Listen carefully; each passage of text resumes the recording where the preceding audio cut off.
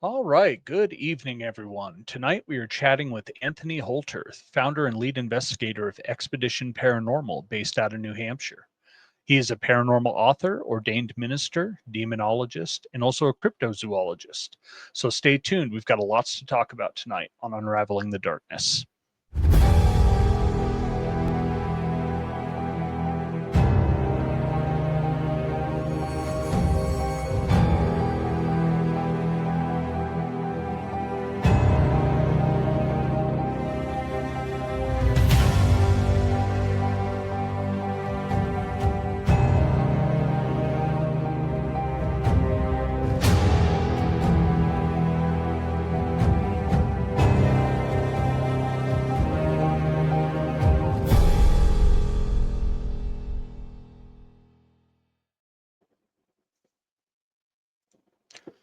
Good evening, Aaron.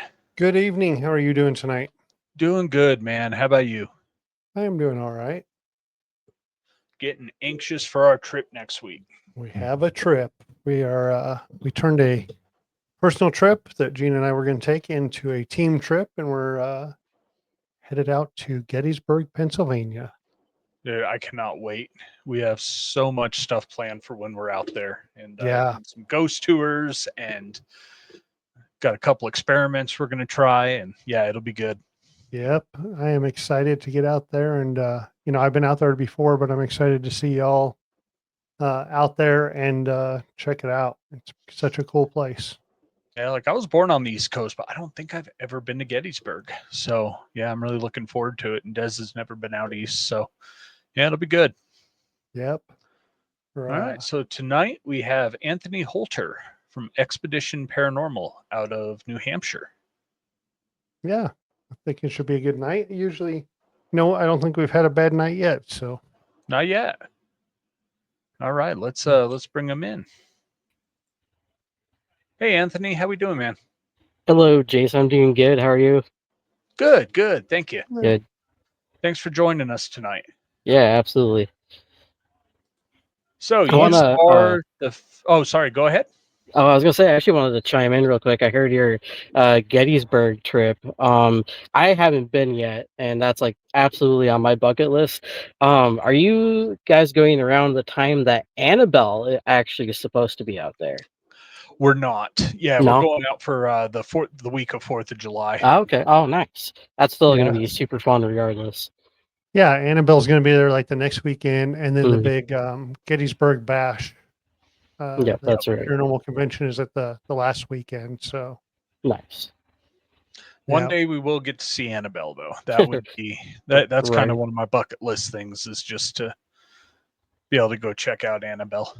Oh yeah, for sure. I think that's kind of on everybody's list, given who the owners were and Yep. their history and everything that Yep. they've done and put in the paranormal field. Yeah, and just the backstory behind the doll is Oh so yeah, cool. So creepy if absolutely, it's true. absolutely. All right, so you are the founder of Expedition Paranormal. Yes. What led to you founding your own group? So originally, I had an experience when I was a teenager, so a long time ago. But I saw. It was a pair of shadow figures on a property when I was watching my two nephews at the time.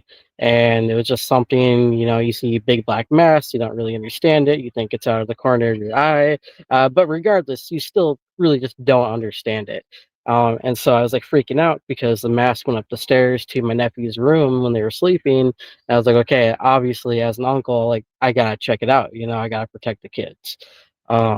And so I woke my brother up actually because of it, and I explained to him what happened. And he just kind of sat on the couch next to me and laughed at me. I was like, "Well, what's so funny?" He's like, "You had a paranormal experience." I'm like, "What the hell is that?" Like, I didn't know, at the time. Like, I don't even think Ghost Hunters or any of these shows like came out, so I honestly really didn't know like what it was. And he explained to me, what it was and how like our mom had a sixth sense about certain things too, and so that kind of started the whole thing, and that just kind of cemented my passion for it over the years. And I actually lived in California for 2 years, and in that time in California, I was on a team out there, really able to get my feet wet and learn about different techniques and just how people operate in the real world compared to what you see on TV. So it just that was kind of it. And the mentor I had was really awesome, and he helped me out a lot, and I learned a lot of things.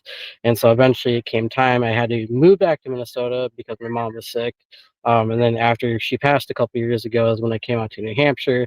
But in between that time period, I had run a team out of Minnesota for a couple years, branded under a different name called Paranormal Truth.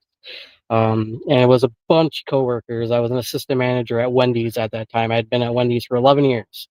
And so it was a bunch of us at that time that, we're like, okay, we had a coworker that gave us our first case. It was the classic Ouija board kind of case, and she didn't really know how to handle it, and so we were going in as amateurs too. And it ended up being a heavy case, but for the most part, we got it taken care of. But it's something that we learn from, that we grow from, and then I was like, you know what? I have all this other knowledge and info, and the field is ever evolving. So I really want to cement a good foundation for a better paranormal team where I'm helping the community and going to commercial locations and whatever it may be. We tackle everything. And so it's not just, the paranormal, it's the cryptids, it's, your aliens and, everything that you can think of kind of in that bubble of the supernatural.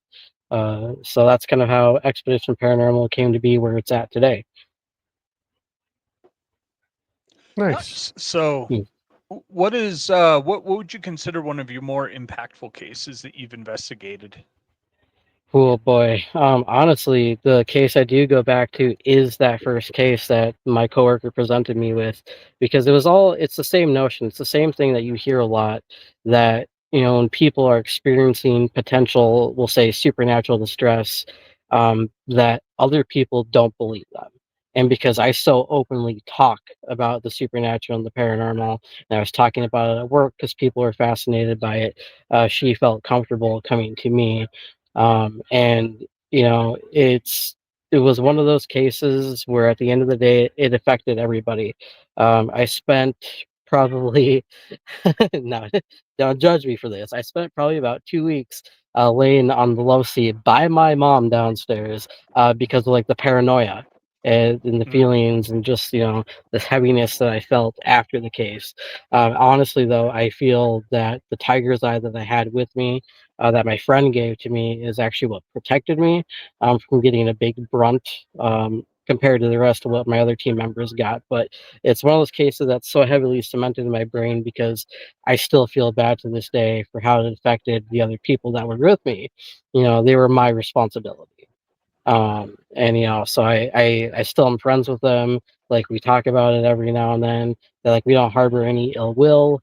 But it was just kind of one of those crazy things where I should have known better before jumping into something that heavy for my first case. But I'm always one of those guys that just really wants to help out. And yep. so that was my motivation, my drive. It's like, okay, I have some knowledge, I have some means to hopefully dispel whatever this is. I want to help you out, find resources or whatever. So it's that case that kind of remains the one, but that's the one we also learned the most from, and are better because of it. Hmm. Yeah, absolutely. So, what do you think? You said it was brought about by, of course, using a Ouija board, right? So a Hmm. lot of them start. Um, what kind of spirit do you think it was? Just something, It, pissed off, or you think it was more demonic, or? so I think so. There's actually, we ended up finding out there was two Ouija boards involved. We were able to dispel the first one appropriately, properly. The second one was actually owned by my coworker's friend, and she wasn't so willing to give up that second object. So it's still out there in the world somewhere, Mm. whether she uses it for all intents and purposes or not. I originally thought, probably what a lot of people would think, that it was demonic because initially that's how I was raised. I feel a lot of people are raised with that kind of notion, being cemented in like with Christianity because it is part of that ideology a little bit, that belief. But looking back on it and then having gone back for a follow up a couple times after that, I it was just a really pissed off spirit, and that's the theory is, if you are, excuse my language, an asshole in life, you're probably going to You're be gonna that be way in one. death. Yep, Right. you know and so I absolutely. think a lot of the dark cases and demonic cases people experience, are just that, are incredibly malevolent spirits that maybe do try to pass off, as something much more than what they are, just because they are assholes. And so yeah, and that land too. We had done research on the land, and a lot of Minnesota, much like everywhere else in the United States, there's Native American, like Indian burial mounds, and that kind of presence. And there happened to be in that area, in that city, Indian burial mounds. So I also think too that the land had a good chunk to do with the haunting. And we found a backstory. There was a father who wasn't so kind and ended up actually killing one of his children in the house. So there was a lot of elements that kind of went together hand in hand with the case. Yeah, a So lot of energy there. Wow. exactly. Quite the Uh, first experience. Yeah, that's kind of, a hell of one to just jump into, it's oh Right. your yeah, first one. It's absolutely. like, I yeah, mean, I was used to, just going around the cemeteries. Like, I'm a cemetery junkie. I love finding historic cemeteries, whatever I can. That's like my relaxing version of investigating, pretty much, and going on doing that. So I had a lot of cemetery experience prior to that. But, again, it just circles back around that, I'm always wanting to help people out in some shape, form, or way. So kind of just nice. dived in head first without really knowing everything. And yeah, we should have done our research first and all the historical aspect, but I mean, it is what it is. Oh yeah, you live and learn, and Mhm. sounds like you guys made it out of it all right. So, Oh yeah, you said you absolutely. came out of it with some anxiety, Hmm. and some paranoia for you. What were Yeah. some of the symptoms or side effects that other people from the investigation were feeling? So the other person on my team who I had known for a couple of years, she, well, incredibly sensitive person. So I think that kind of plays a part, that there's something to be said that energy can kind of be prone to following around, or making itself known around people that are extra sensitive. And so my other coworker, because we were all coworkers, uh, felt that they were absolutely being followed and attached to by this entity, whichever one it may have been, because we had gotten a Native American response on one of our devices, but we also left a Native offering to kind of appease that entity, and that seemed to calm down kind of like that portion of the investigation. And so I was like, if you're spiritual or if you're religious, let's go to a church, get a blessing from someone, do like a cleansing of any kind, pulling out all the stops so that, I don't want any more of my team members to suffer. Because I'm not particularly religious, even though I am an ordained minister. I honestly really did it for the fact of helping people that are in potential supernatural distress, because they have to otherwise go through so many hoops and ladders. And sometimes, in certain cases, it may be too late for them. And so that just never seemed fair to me. Let's get them as So help what as we quickly can. so what services do you really provide that you weren't able to before becoming a minister?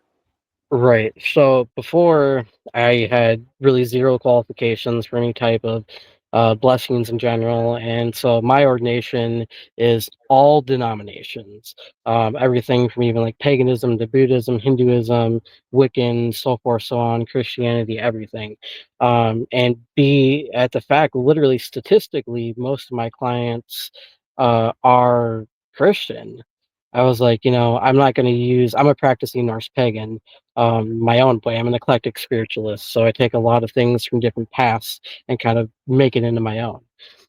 So I'm not going to use, my Norse pagan stuff to help someone that's Christian. So I need to learn about their ways, their beliefs, things that help them, because whatever they're experiencing is very real to them. So Yep. it's things like that. I had a mentor with that as well, strictly on the demonology part, because I am a demonologist. I've been through a few churches, classes, other certification. I actually have I want to say it's the year 1999 like exorcism book. No, I've not had to do one. And I'm grateful that I haven't, Yeah. because I do go through all the stops. Like I will get, healthcare coordinators, psychologists, psychiatrics, people Good. to come out and evaluate, clients. And obviously with their permission, of course, we make you sign paperwork and waivers and all that fun stuff. But just to make sure, for anything, that is truly on that side, of the world, if it's that dark or if it's just, medications or hallucinations or whatever it may be. Right. Well, and if it's on the psychological side, doing an exorcism could very well make it worse for that person. Yep, absolutely. Kind of almost trigger that mental illness, right? Kind of give it a Hmm. justification in their brain. Yeah. Allow it to take hold. I've heard some stories about, how exorcisms can do more harm than good. And, Hmm. certain situations, you've got a paranoid schizophrenic that, Yeah. thinks they've got someone in the corner talking to them, and then you end up reinforcing that belief, right? And then Yeah, what does that do? exactly. And I feel that authenticity is very lacking in this field this day and age. And I think a lot of that honestly does have to do with like all the TV shows and the modern kind of whole thing, and everyone's on the demon bandwagon and this and this, Yep. like whatever. And so I get asked like, hey Anthony, why don't you post videos of your private residence cases? Well, number one, in that scenario, it's private. It's usually at that time the client says they don't want us to, so I'm not going to break that kind of thing. Like we always strive for authenticity in every way that we possibly can. So I get told, sometimes you have an underwhelming reaction to things that might be paranormal. I was like, well, I'm going to debunk stuff first. Before I even Yep. Absolutely. arrive to the conclusion, that it may be supernatural. And even then, just because I can't explain it or anyone on my team can't explain it doesn't mean that someone else can. So we always use the word plausible because Yep. that's what it is. It's plausible.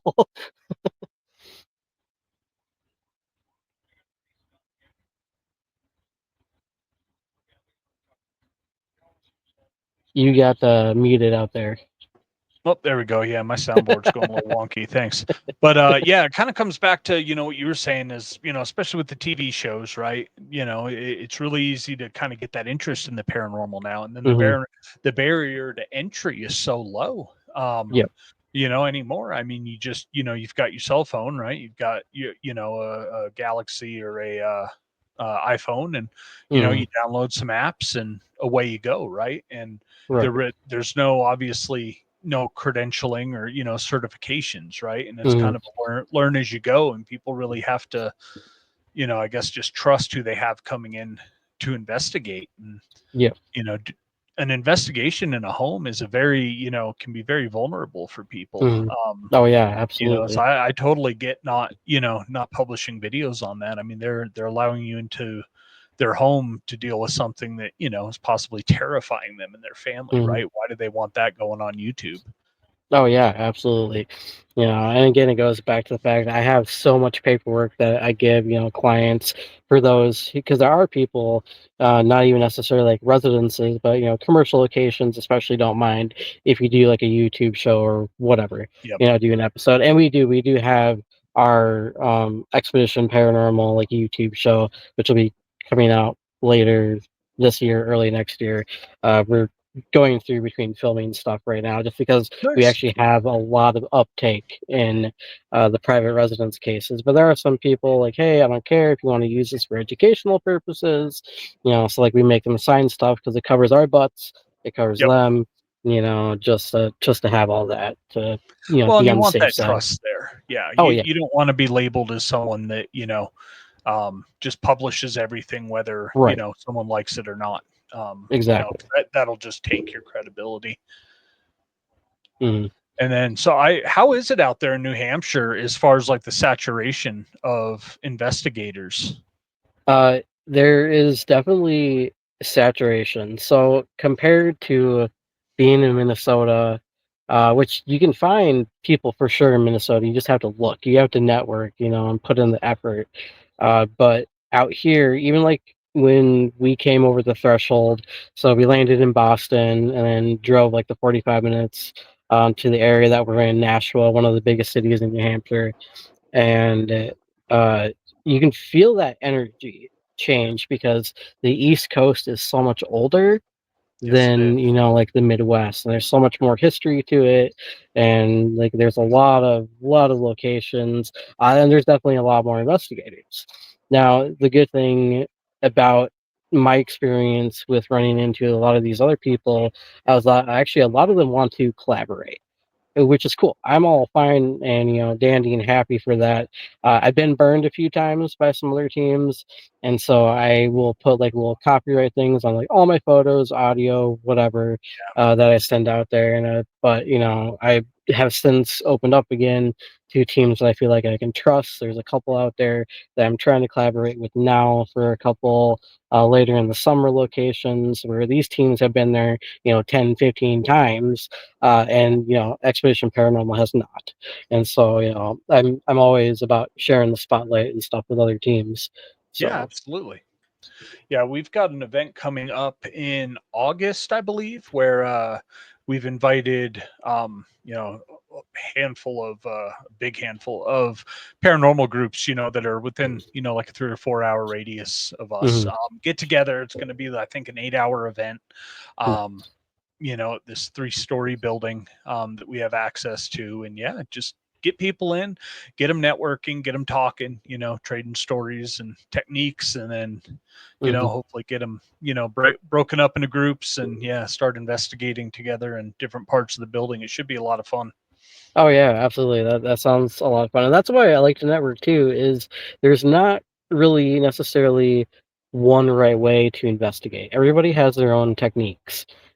Now, personally, I don't really like the provocation that some teams or people may do. I think that should be reserved for the truly, like hardcore, dark side of things, Yep. to be able to cleanse that case, or the people that you're dealing with when it comes to that kind of thing. So I mean, people still freak out if you ask, do you know that you're dead? You know? Yeah. Yeah. Some people Okay, don't like that. Yep. but that's a different But level. yeah, no, I mean, the majority of the spirits, they were all human, right? Oh And yeah, how would you want to be talked to if someone came up and talked to you? Someone right. came up throwing their arms up, going, "Say something." It's like, Right, exactly. And I what do you feel want like me a to say, lot of dude? people forget that, is Yep. that most spirits, which probably honestly outnumber the dead, number the living probably by a lot. Oh, But absolutely. Yeah. people totally, I think, forget sometimes the respect aspect, Yep. of that. Even with the, asshole entities I was talking about earlier, I'm still going to be respectful. I'm going to, thank them, especially if they manifested some kind of response, or whatever. So it's just kind of reminding, especially the younger, newer teams, like, hey, keep it human, because most of these spirits you're running into were human at one point. Yep, exactly.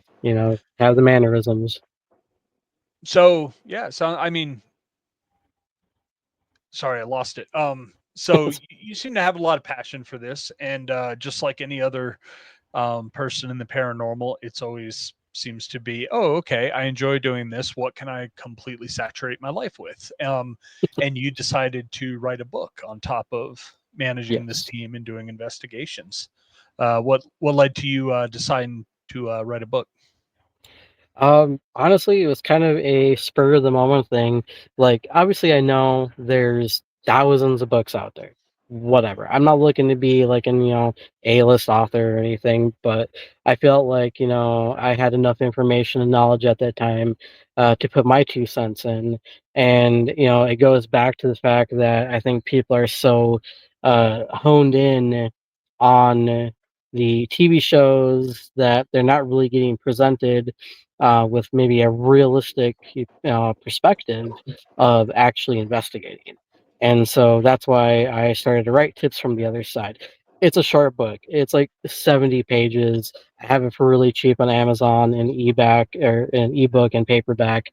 But it's more or less, kind of a how-to guide for people that just want to stick their toes in the water, kind of experience something, whether it's even starting to go on tours in some places with some people, or thinking about doing any type of a career in the supernatural field, whether being an investigator, wanting to have a UFO unit or cryptid oriented team or whatever it may be. So it's just really all of my knowledge and putting it onto words, kind of giving a lot of different perspectives, and there's some technical stuff in there. Like, I have a chapter on hauntings, and we go through the intellectual hauntings, the poltergeist hauntings, residual hauntings, so forth and so on. So there's technical terms in there, things that people will need to know. What is an EVP? Certain devices that might work for the beginner, which you really don't need much. I mean, it goes back to if you have your phone, can be a good starting point if you don't want to throw a lot of money down. I tend to steer away a little bit from the apps, just because I haven't had a lot of credibility or reliability with them. There has been one, which is the Spirit Talker, which I've been able to match up a few times with my Ovilus, but I haven't really given the run for the money for that yet. So that'll happen probably one of our next big commercial locations. But yeah, it's just, getting people to really know kind of what's going on out there, what's real, what's not, things that I feel that should be done as an investigator, like a preliminary investigation, do preliminary readings, do your EMF readings, things that you'll do before your actual investigation, so that it makes it more authentic. Take like temperature readings and such, and find, electronics or things that may go off. Find out if the AC or heat's coming on at certain times of the night.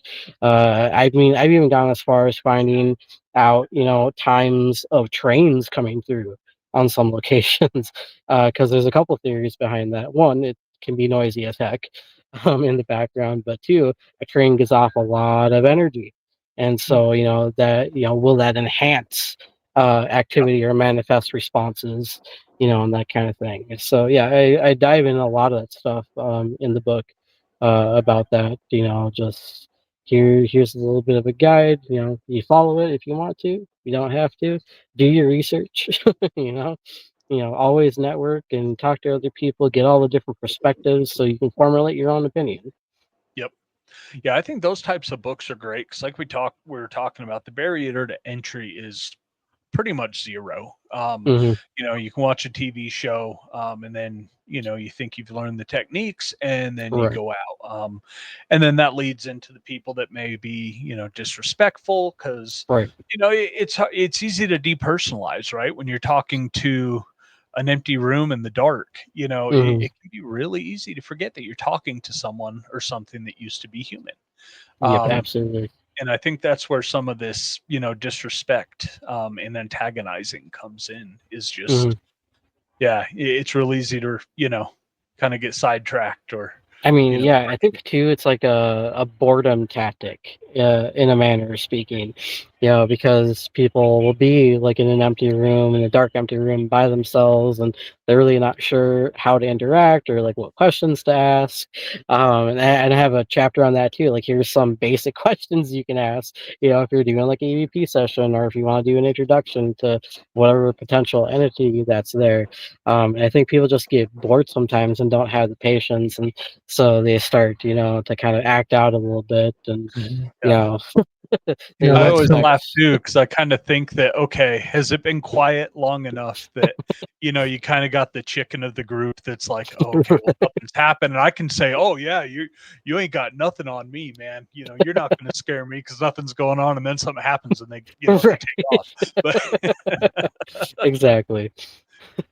Which is the other thing, the other thing I try to educate people on a lot is your investigations, not every single investigation are you going to have evidence. You're going to have dud of investigations.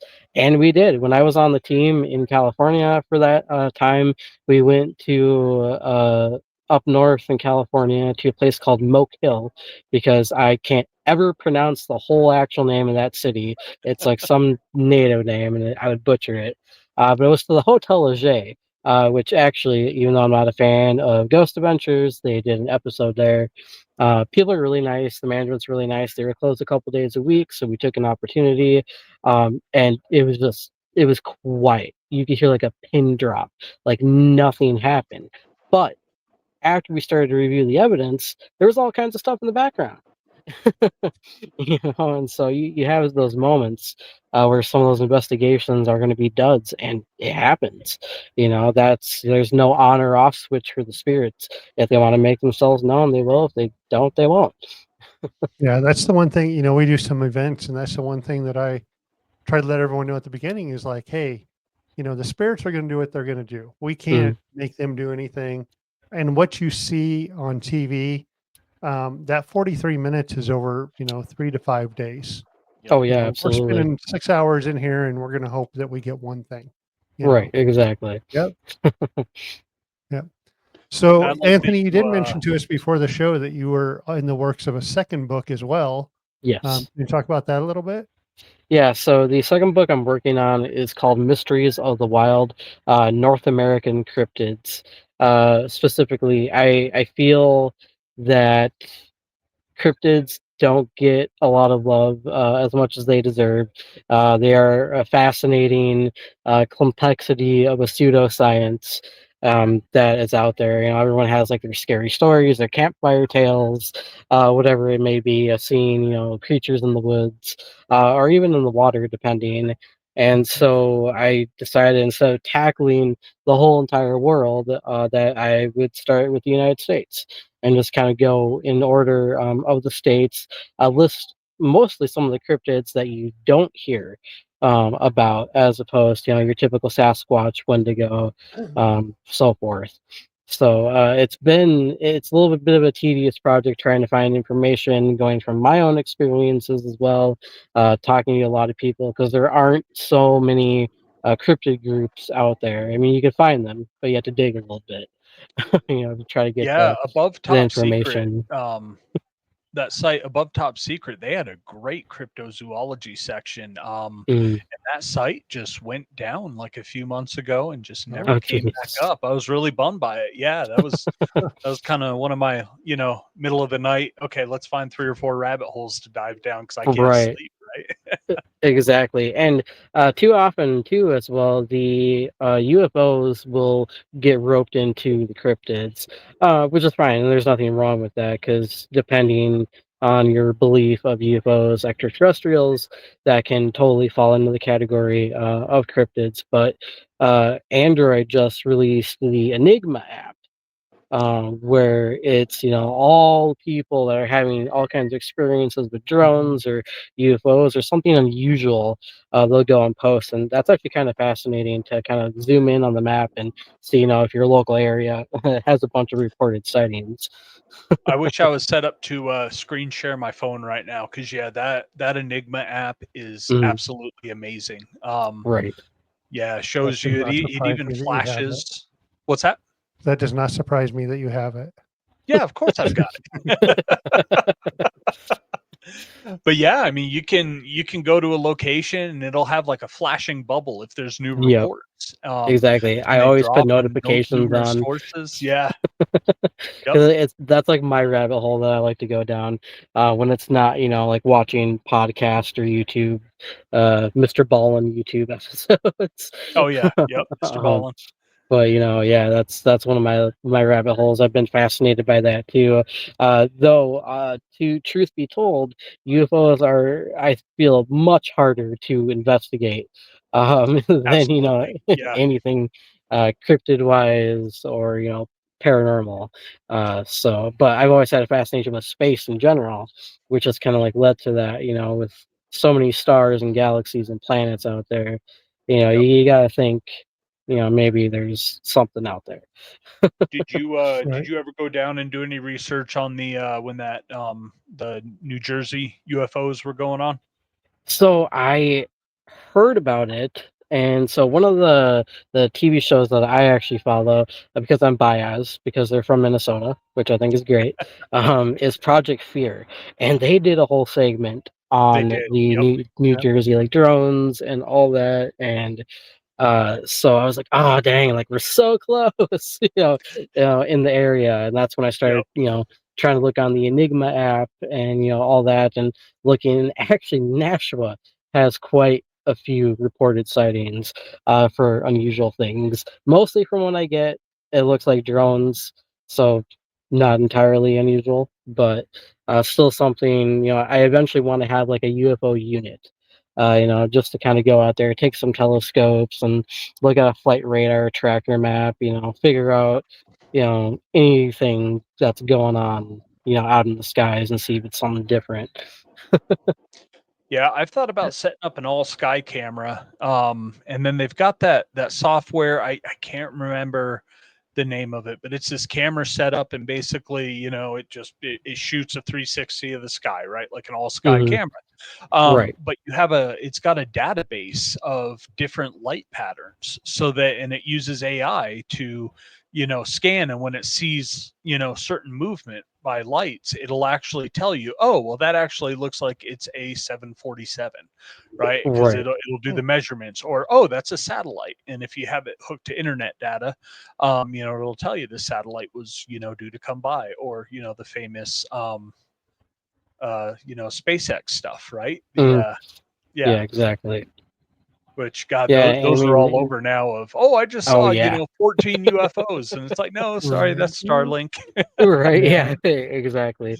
It's kind of stuff that, if you want your credibility and authenticity to kind of go up, you got to focus on, the realistic possibilities that probably, we'll say 9 times out of 10, that it's going to be a satellite or a drone or, Yep, it's a even drone. debris falling, you know? Yep, yep. So Well, Anthony, as and you I yeah, didn't go realize ahead. how far away you could be and see the remnants of these spacecraft launches. Hmm. In these booster rockets that they cause that spiral pattern, and people are seeing Yep. them from 1,000 miles away from the launch site. Oh yeah. It's You know, and absolutely crazy. yeah, and it would be nuts to go out. We're up here in Wyoming, and Hmm. it'd be nuts to go outside and see that. Because we don't have any nearby spacecraft launching Right. facility, right, or Mhm. rocket launch facilities. So yeah, I could see where that could throw people off. Oh yeah, for sure. As you write this second book about North American cryptids, have you found that you have a favorite? So, because of course it would be me. My favorite, for whatever reason, because I don't know the reason why this cryptid is my favorite, has always been the Wendigo. It could just be the backwoods, northern Minnesota kind of, area that I grew up in, because I grew up in the woods. I had woods for my backyard as a kid, playing outside, all that good stuff that kids used to do and don't really do these days. Hmm. um, but yeah, I for some reason I'm just fascinated with the Wendigo above it. I mean, they're all fascinating. It's still great to see photos of, or potential photos of, the Loch Ness monster, or people throwing Sasquatch videos up and around on the internet. But I just, probably with my morbid sense of humor, the Wendigo kind of fits, just because they are considered to be such a bad omen. Mhm. But there has actually been a couple recent sightings back in Minnesota, up in the northern part of the state, where people are saying that they potentially have seen the Wendigo. And so my fiance and I are planning to go back to Minnesota here probably really soon. And so I have it on the list to have a kind of like a cryptid expedition to kind of go check it out and interview people and kind of see what becomes all that. Kind of like much like how Josh Gates does it on his shows, Nice. and when he had Nice. Destination Truth and such. Hmm. Yeah, one of mine. I am going to get up to Wisconsin and go to Bray Road. I've Oh got to go yes. spend a weekend investigating out the Beast of Hmm. Bray Road. That's one of my favorites. And then you're actually close to my number one favorite though, which is a lake monster, which is the Lake Champlain Nessie, or sorry, Hmm. Champ Nessie Champ. Yep. That is true. It also out here too. We have, of course, the Appalachian Mountains. So you have the Appalachian Trails and all the spooky history behind that, and the feral people, and everything that kind of falls in that category. Plus, in New Jersey, there is if I can think of it, the Pine Barrens. So Yep, a campground that apparently has a lot of terrifying stuff to it as well. As far as actually a lot of mob history, apparently, yep, mobsters back in the day just kind of chucking people out there for shits and giggles. They did yep, something wrong. So there's a lot of stuff we still have yet to explore over here, which I think is so great. It goes back to saying, the East Coast is so much older than like Minnesota is. So like I can find stuff in Minnesota, but I really got to look for it. Where here, yep. everything just kind of pops up.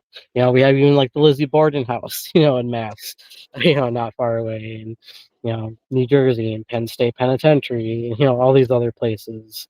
So Yeah, we've talked about that quite a bit on the show with the coast being so much older than, Minnesota, but then we're even further out here in Wyoming. mm, Um, with like all the sanatoriums and all the hospitals right. and all the big prisons and stuff that are now empty back east compared to us trying to find, a brothel or an old saloon or Hmm. anything. We don't have those big facilities like that out here. Yep.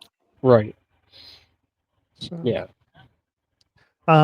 you said you're hoping to make that a 3-book series. Um, Yes. and people can find your first one again where? On Amazon. Okay.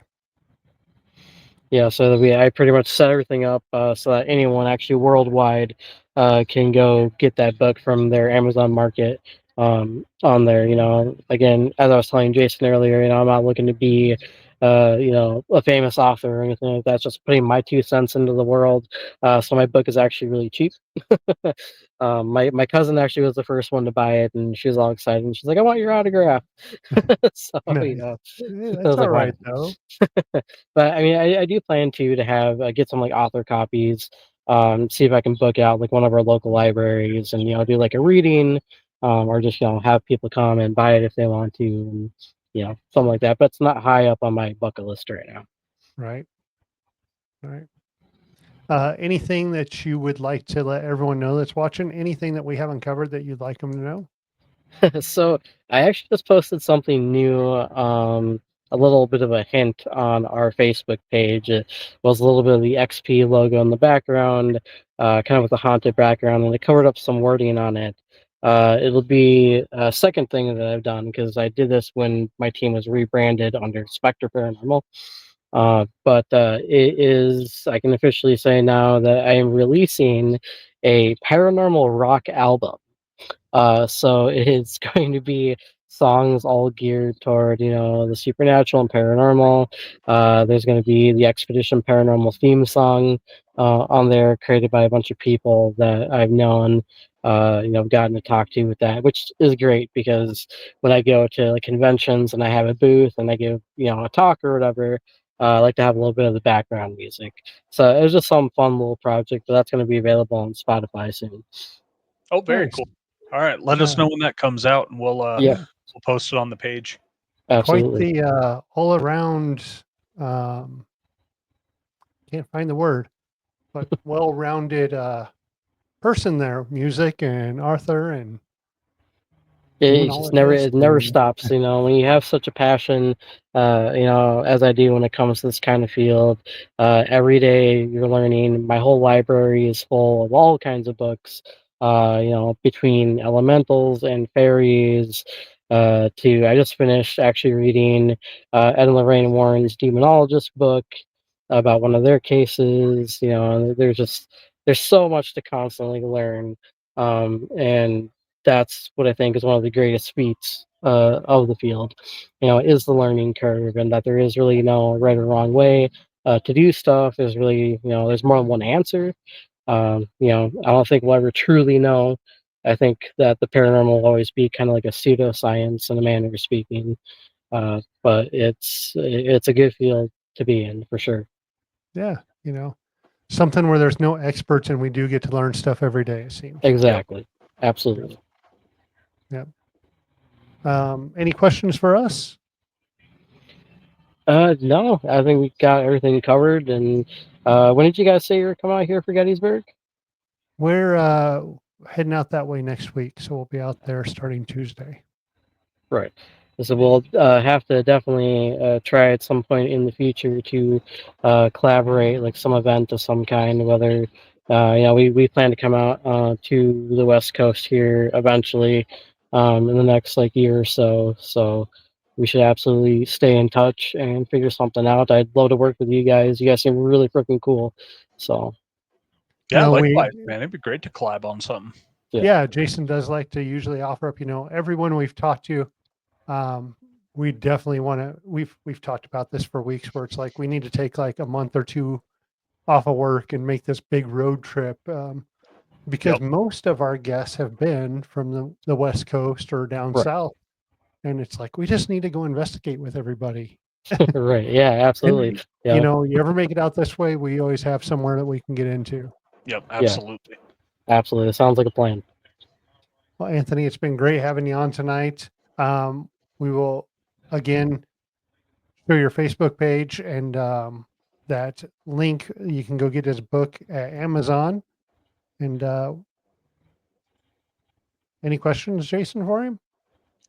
No, appreciate your time tonight, Anthony. It was great talking to you. Yeah, thank you so much for having me, guys. I appreciate it. Thank you. We're going to push Yeah. you in the green room and we'll catch up with you in a minute. All right, sounds good.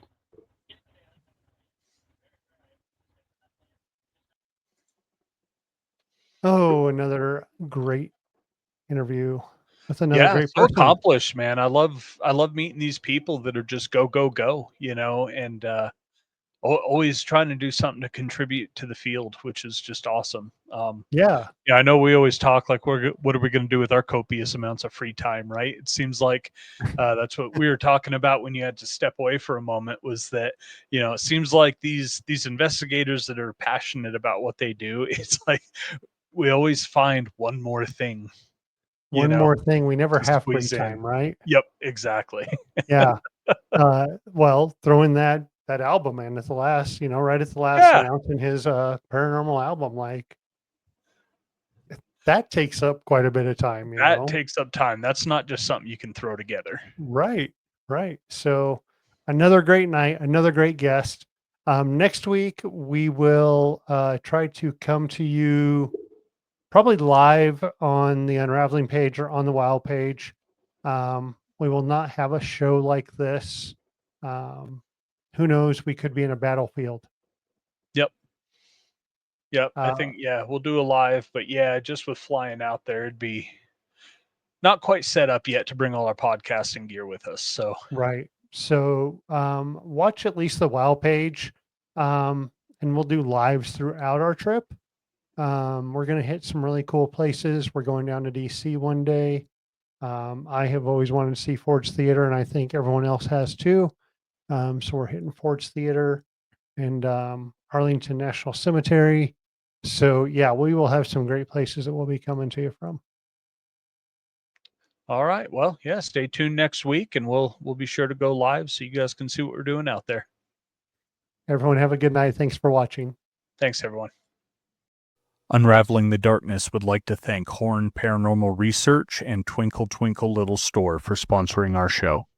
If you're craving more paranormal content, don't forget to check out our YouTube and Facebook channels at Way Out West Paranormal and Unraveling the Darkness. You can catch all of our episodes of Unraveling the Darkness on Apple Podcasts, Facebook, and YouTube. Be sure to like and subscribe as it helps others find the show and join in on the paranormal fun. Thank you so much for tuning in. Until next time, keep your lights on, stay safe, and remember, the truth is out there, and it might just be closer than you think.